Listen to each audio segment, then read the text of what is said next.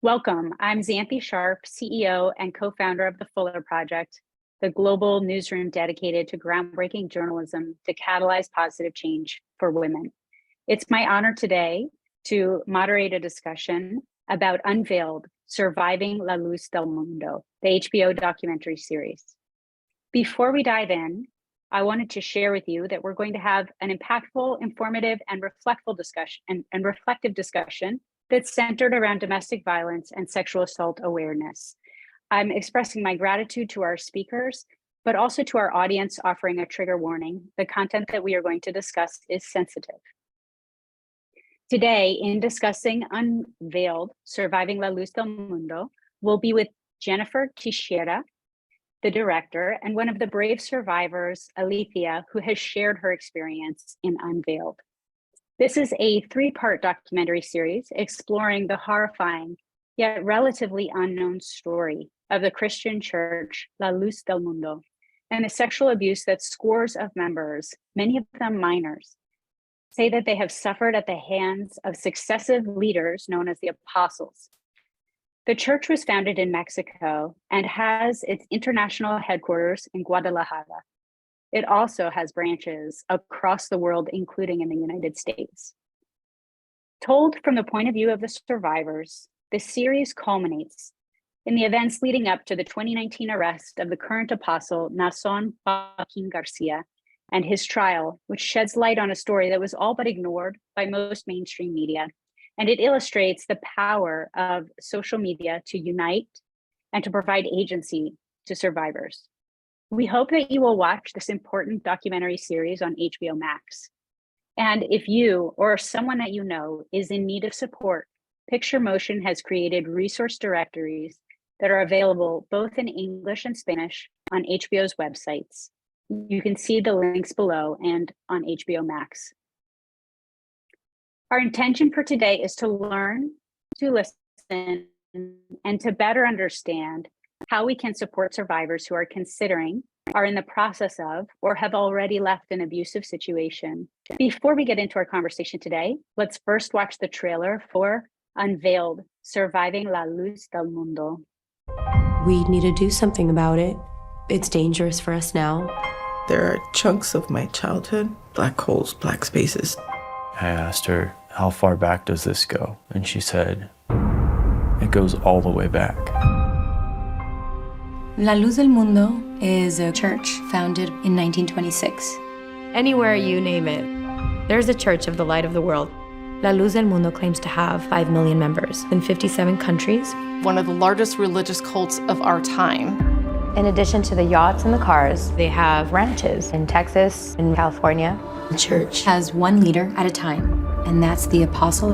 There have been 3 apostles in the same family. With 3 generations of abuse that have been covered up till now.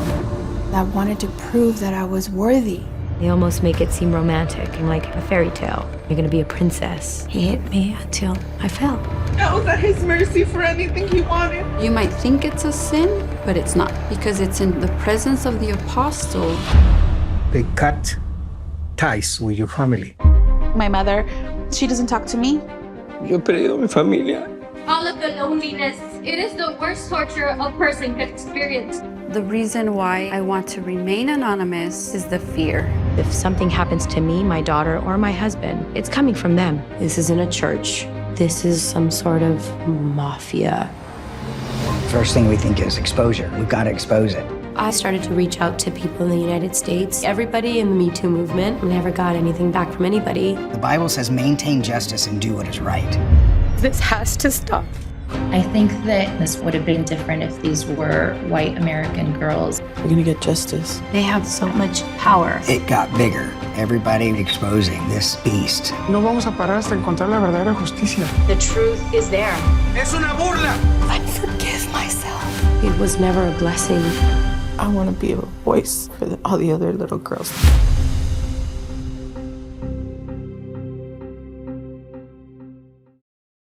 I'd like to welcome to the conversation Jennifer Tiexiera, the filmmaker behind Unveiled, and Alethea, a former member of La Luz del Mundo and a survivor of sexual abuse, who has bravely shared her story in this documentary series. Thank you so much for joining me, Jennifer and Alethea. Thank you for having us. I'm so glad to be with you both. Alethea, for those who are joining us who have not yet seen Unveiled, can you tell us a bit about your experience as a member of La Luz del Mundo and how you ultimately decided to leave and share your story of abuse? Yes, well, I'm a fourth generation survivor of La Luz del Mundo. So my great grandmothers and one great grandfather converted to La Luz del Mundo with the first apostle who named himself Aaron.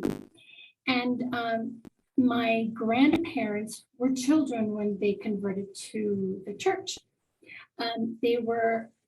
My four grandparents were married by the apostle. He chose the partners, and that's where my parents were born. They were born in the ministry. He would marry them and send them off to convert other members.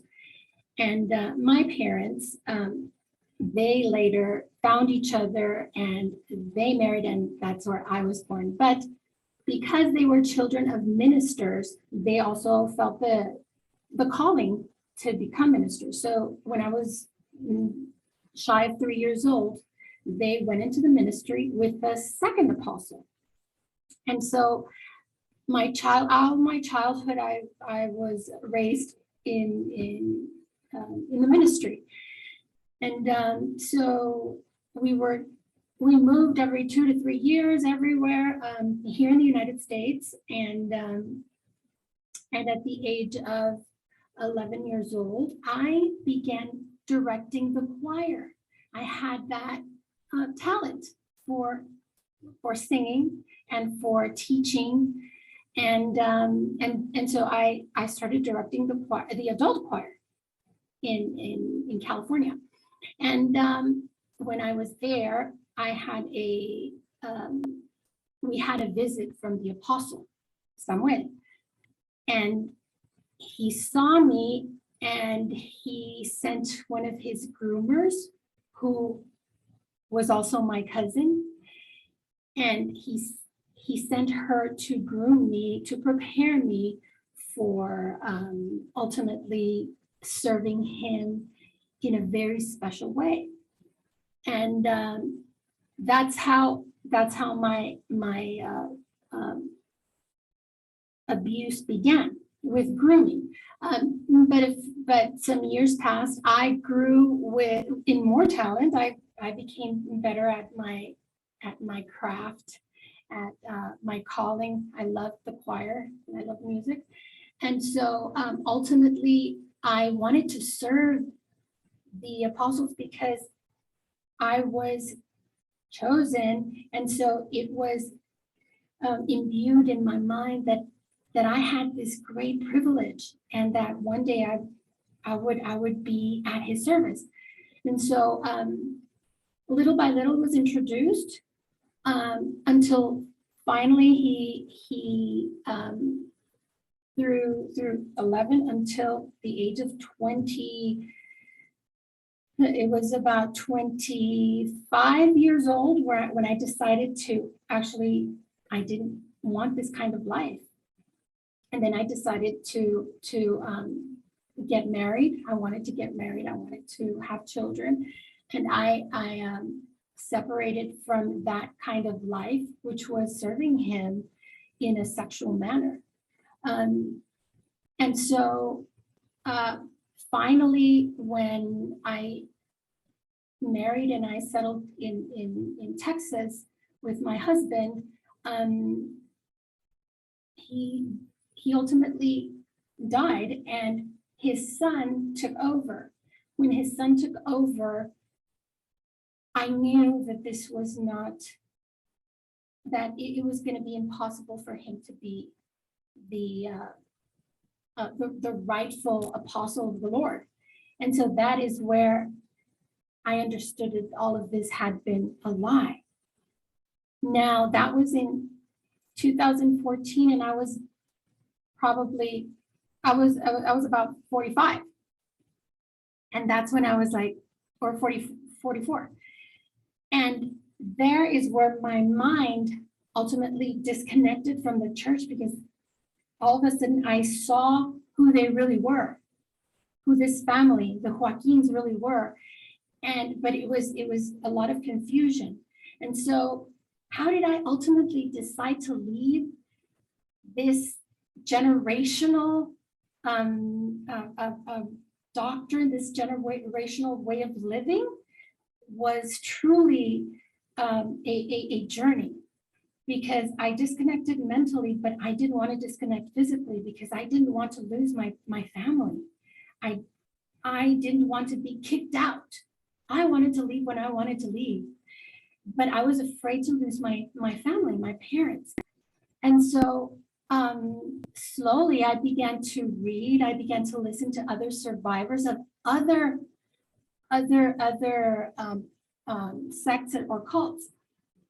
But finally, and let me just say this, when Donald Trump came to the nomination, I started connecting the dots between the way he talked and the way they were describing him, experts were describing him, and the way Nason and his father used to speak to us. And I was like, wait a minute, they sound the same. That is how I began to open my mind a little and my eyes to actually figuring out that they were all cult leaders. And so I started reading not just cult experts, but I started reading historians.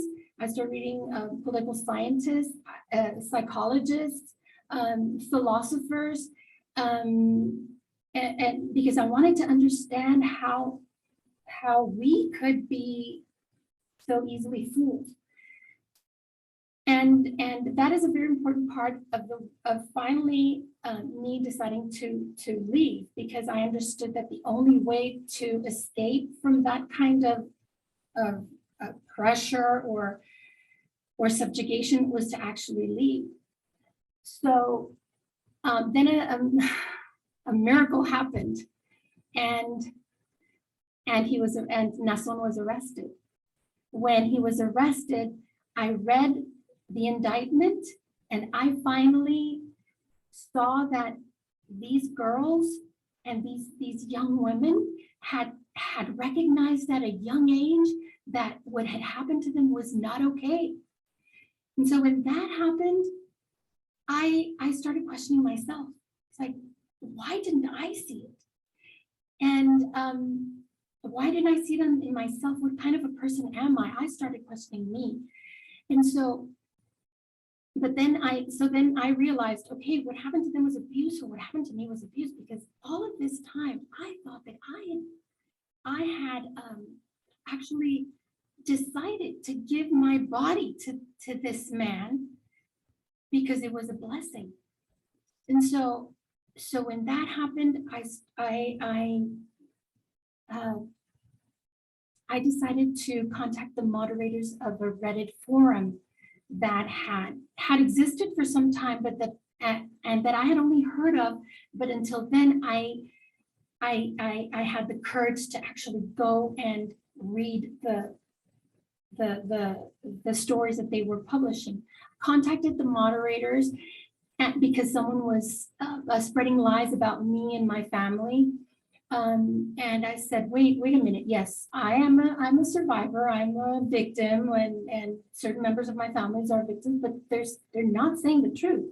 And so I was worried about that. And so I went into that forum and I told them my story.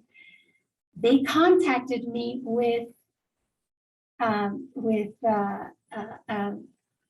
organization that provided mental health services for victims of sexual abuse.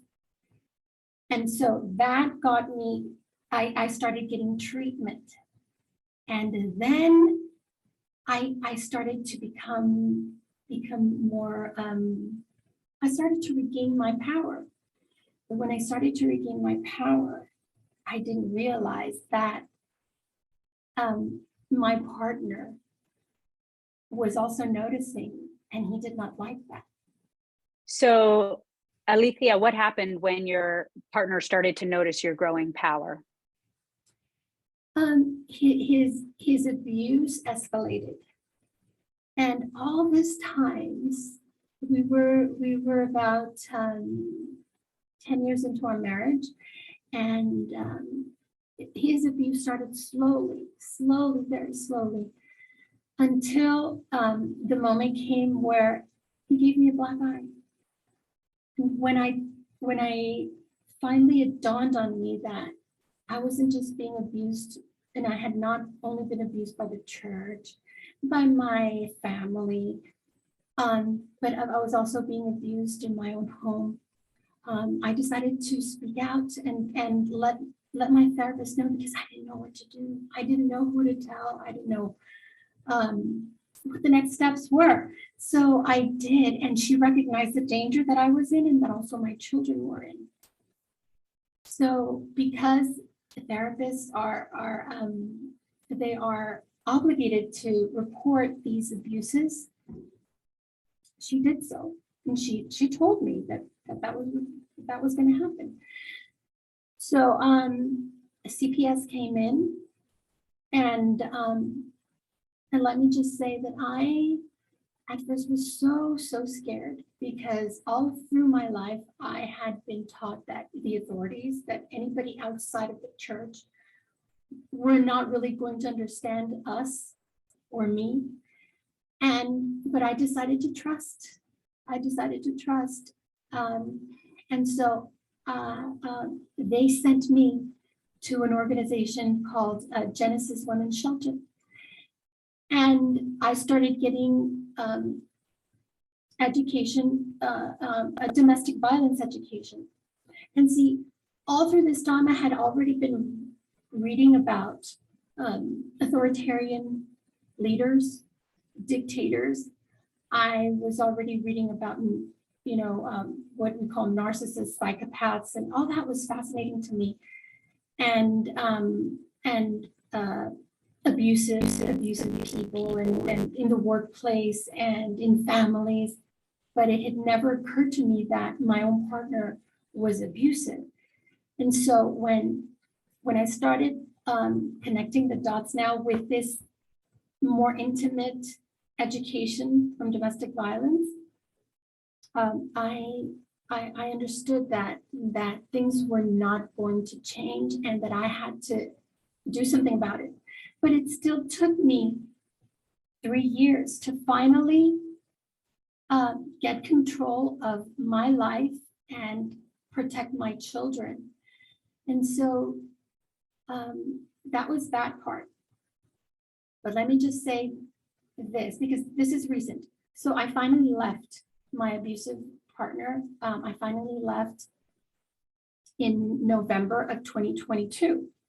And through Genesis and through other organizations, the Muslim Texas Women's Foundation, through New Hope, through the Jewish Family Services, do you see that so many people have come, and organizations have come and helped me? But because it started with me trusting my Reddit moderators, whom I didn't know. And that is when sometimes we were so afraid to trust, because there are many times when we have been betrayed. But that is my experience of what happened to me.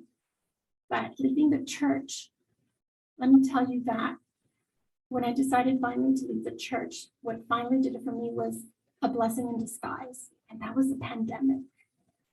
Xanthe, that was the pandemic, because we stopped going to church. And that was a perfect excuse for me to stop going, and then reveal to my parents and to my parents, basically, that I did not believe, and that abuse had happened to me, and that I didn't feel comfortable going there. And I told them that this wasn't the truth. But when I did that, the rest of my family, my siblings, shut me off and cut me off. And I haven't been able to contact them for any contact them or any of my other family members, except for one sister who, when she was ready, she asked me the question. She asked me, "Is this all true?" And I finally said, "Yes, you asked me the question, so that means that you're ready to hear the answer. And yes, this is all true. What they have done, it is abuse, and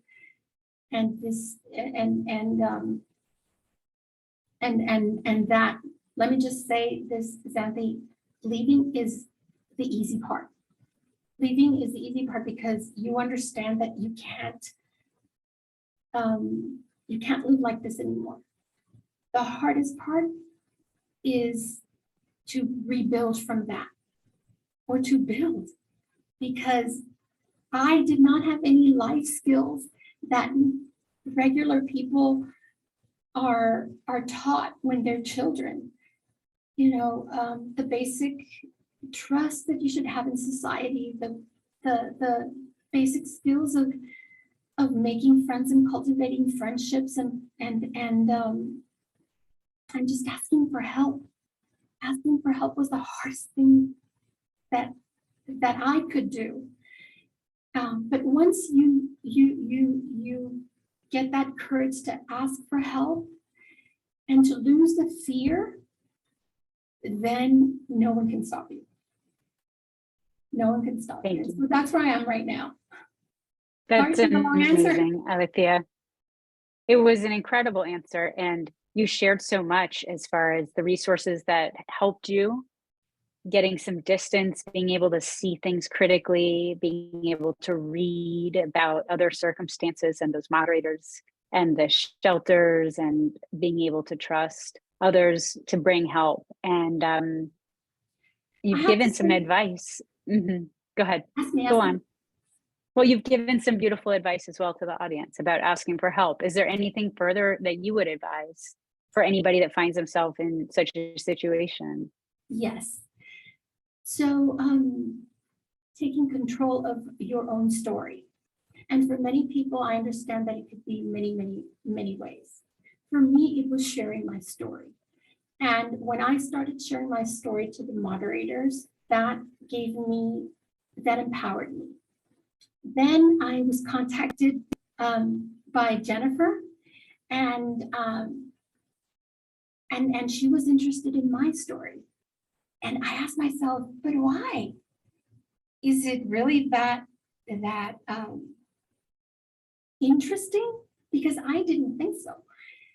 And so she was the first person that I told my story publicly.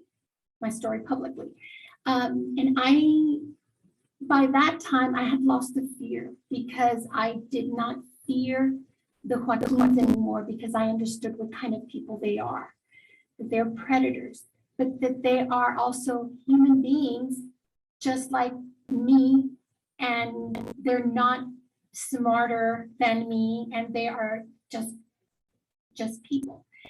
And yes, they do have power, but they didn't have power over me.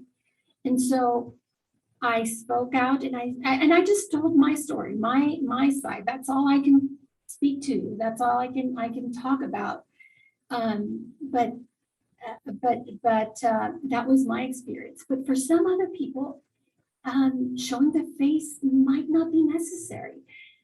But talking about it with someone that they trust is very important. Seeing what cult leaders, cults do, and abusive partners, and authoritarians, and people that take advantage of others like to do is isolate you from everyone, and especially your loved ones, so that you won't tell them anything, so that you won't share what your experiences is, what's happening to you.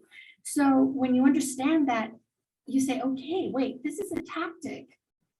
I am not going to fall for it. I'm going to tell someone that I trust. And that could be a friend, or that could be your therapist, or that could be a stranger, or that could be your family members. You don't have to tell the whole world, but it is important to to tell your story to people who understand.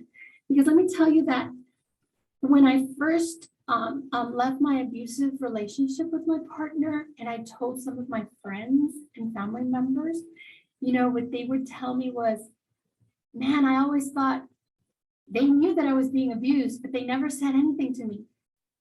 And so what they would say was, what they told me was, I always thought, well, she's suffering because she wants to. And of course not, I never wanted to, but I didn't know any better.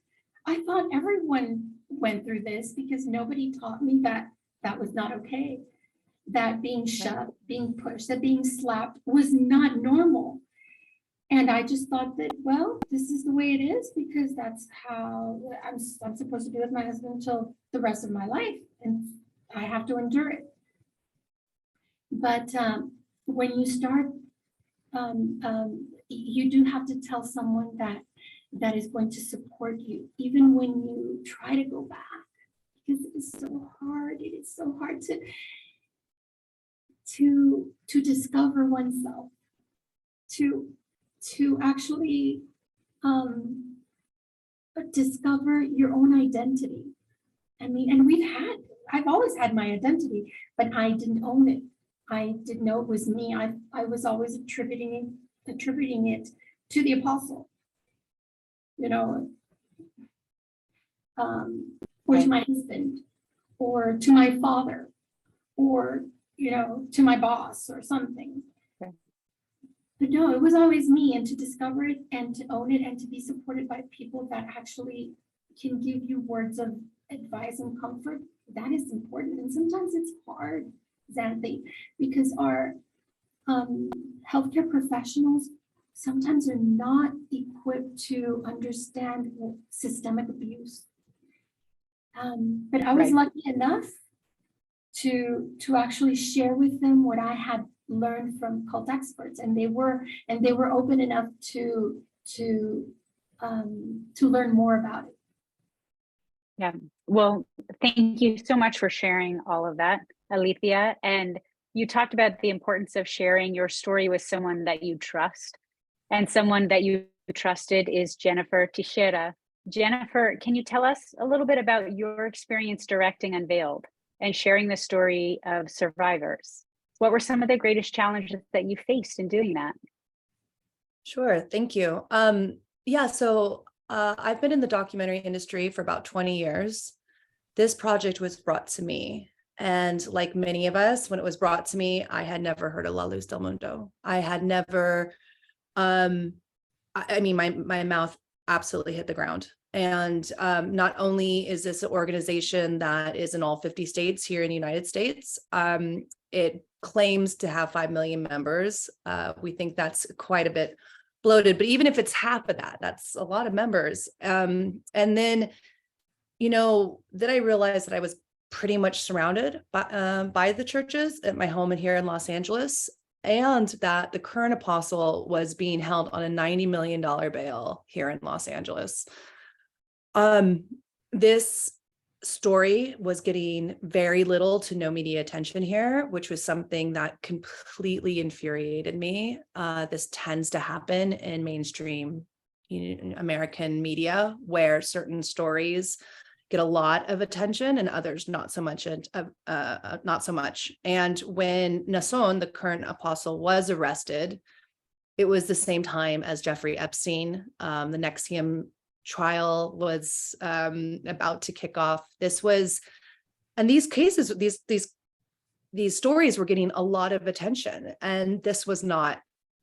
So there were two. I inherited the story from two journalists, Brian Ross and Rhonda Schwartz, who were the only journalists outside of some of the Mexican news organizations that were covering it, but they were really the ones covering it here in the United States. And they had pitched it to Jigsaw and HBO, which decided to take it on. And I am so grateful that they did. And they trusted me enough to allow me to help get these stories told. And so it was really important to form a partnership with the survivors and have it be a very survivor-driven story, because there was nothing offering that up to that point. And so speaking of that, Jennifer, I wanted to ask you more about the unique challenges of this particular project. How did you make this a survivor-driven story, and how did you make it as safe a place as possible for survivors to share their story? It's hard. Making documentaries are hard anyway, but when you're doing it on a network schedule and you're expected to have people trust you, who are going through something that you've never gone through, it's a huge ask. So first and foremost is transparency. I think the only thing I really had was to be as honest as possible with the story that I was hoping to tell, and see where that connected, and really try to form a partnership with those who I was asking to share this really traumatic part of their lives with me, and make sure that we wanted ultimately the same thing, and which was exposing this organization, having the platform for them to speak their truth. I think ultimately it was really important that we went back to 3 things: that I wasn't going to do anything to endanger their mental health, their physical safety, or potential impending court cases. That was something that, I wanted to make sure that, was said and on the table. And it's not an easy process. I mean, Alethea can tell you, it's very complex. It's very nuanced. At the end of the day, I really had to make sure that there was little ways that I could protect all of us as much as possible. And it's still not a perfect process. But one thing that I can say is that a lot more people know about La Luz del Mundo now than they did before the series came out. And, our big hope is that this was a California case. He took a plea deal. He did not get nearly enough time as he deserves. And we really hope by sharing these stories, Alethea coming forward, sharing her stories, the series being out there, that we can push a federal case, and that this isn't the end, and that, this continues to be talked about. Thank you, Jennifer. Alethea, one last question for you. For those who are watching, for our viewers, what can they best do to support the community of survivors, either those who have left and are telling their story like you, or those who are considering leaving an abusive situation?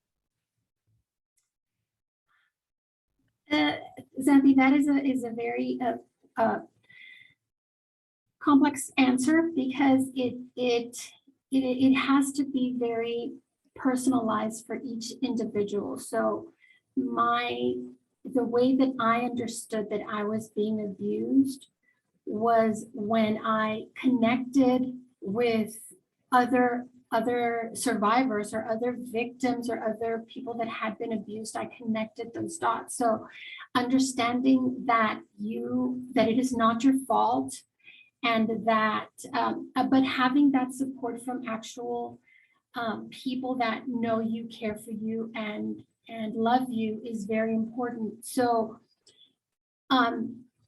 me as a survivor wanting to help someone that is in abusive situations, it doesn't matter which one it is. It can be even just a domestic violence situation. When you see that they are being mistreated, it is important to acknowledge their pain and to tell them, I don't agree with the way that you're being treated. I think that isn't fair, and I just want you to know that I'm here whenever you need anything, no questions asked.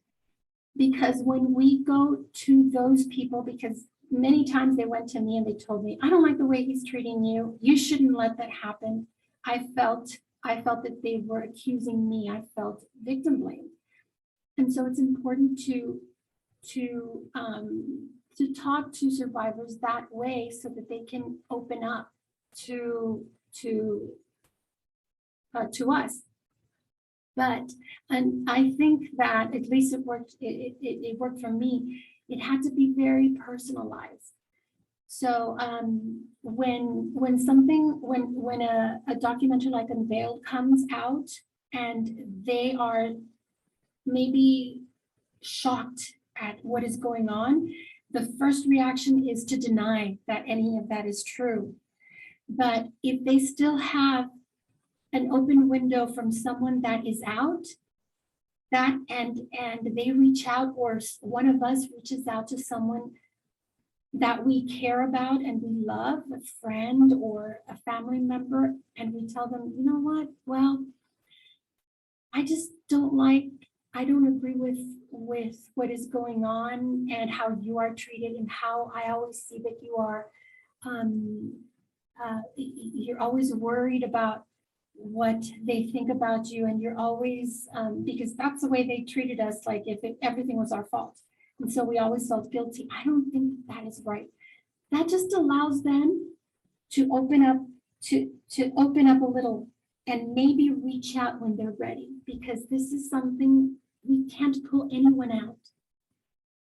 They have to pull themselves out. We have to pull ourselves out of abusive situations. But when we feel connected to someone else, to an organization or to a person, then it becomes more bearable. Because like I said, taking that first step to leave is the easy part, even though it's the hardest that we've ever done, because after that, it's even harder. But once we're out, at least we're not afraid, we're not being abused, we're not being, that is gone because we have decided to leave. But we do need support, and if we want to give support, we have to be patient, we have to be understanding, we have to be educated, and that is very important. To me, I think that the people that have helped me the most are the people that have allowed me allowed me even to make mistakes. And even that have allowed me to express my love and my I don't know if I can call it an addiction, but like a trauma bond to that person that abused me.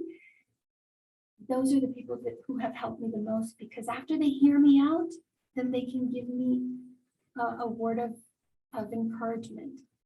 It will pass. It will pass, and you will be better for it, because you are better now that you're not being abused. So for anyone wanting to help someone in those situations, be kind to them, be understanding, and learn what it is that they are really going through, so that you can actually help them help themselves. Thank you, Alethea. Wise words to end on. Well, I want to say a thank you to you, Alethea, Jennifer, to all of our guests and viewers. Thank you for this incredibly important work that you're doing, Jennifer, through this documentary, and Alethea, through taking this brave step of sharing your story, sharing advice. You're bringing more awareness to the abuse that so many have suffered at the hands of the leaders of La Luz del Mundo. And you're inspiring others to seek support and seek care. I encourage everyone who's listening to learn more about Alethea's story, as well as other survivors who have shared their experiences, by watching the 3-part docuseries Unveiled, Surviving La Luz del Mundo on HBO Max. And also please consult the resource directory, which accompanies the docuseries on hbo.com. A last word: for survivors or loved ones who are looking for resources and support, including support in crafting a safety plan for leaving an abusive situation, visit National Domestic Violence Hotline at www.hotline.org. Thank you all. Have a good day. Bye.